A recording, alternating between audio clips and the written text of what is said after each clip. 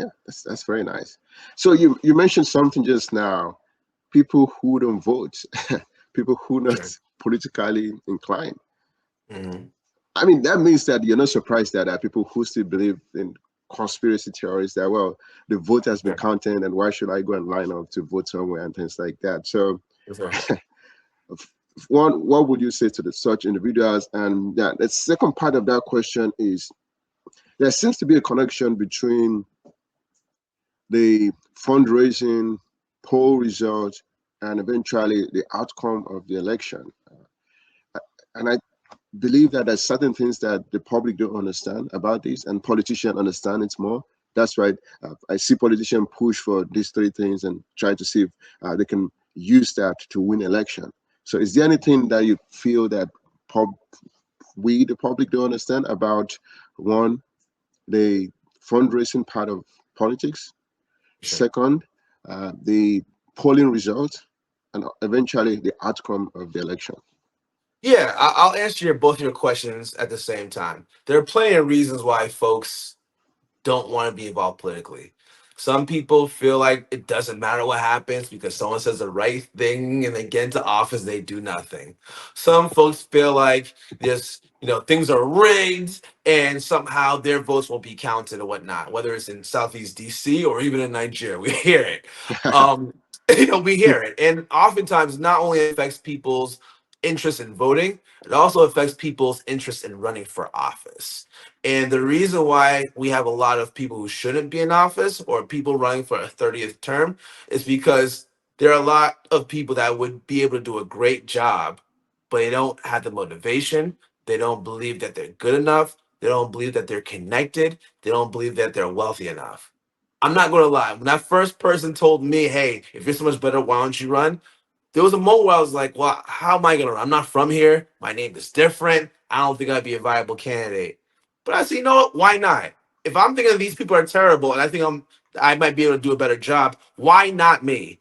And why not us? And so when I ran and won, I didn't just, bask in the glory of winning a race by one vote. I started motivating other people to also take that jump. And from today, I've helped about 13 people win their elections, and I haven't charged them a dime because I know it's important to get people into office. The better people are in office, the more folks that can be motivated to jump into this. Now, the second part of your question about raising money and polling information and people winning the seat, there's a correlation to it. The more people that donate from your district, the more likely you'll get their vote. Most people don't want to donate to someone who's they're not going to vote for. And I also understand that there's two types of candidates. One that wants to run because they want to be somebody. They just want to be the mayor. They just want to be the governor. They just want to be the representative. But there's also a candidate that's running because they want to do something. And Hmm. if you're the candidate that actually wants to run to do something, there's much easier to fundraise, to build support because it's not about me. It's not about the candidate. It's about the change you want to make and being the vehicle to change that direction. I graduated college without student debt because I got a scholarship. I understand the difference that I made in my life. I was able to buy a house. I was able to get in to run for office because I didn't have student debt.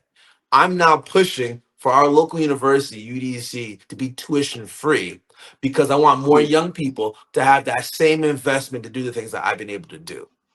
That sounds a lot different than saying, hey, my father was a former council member. I should be a council member too.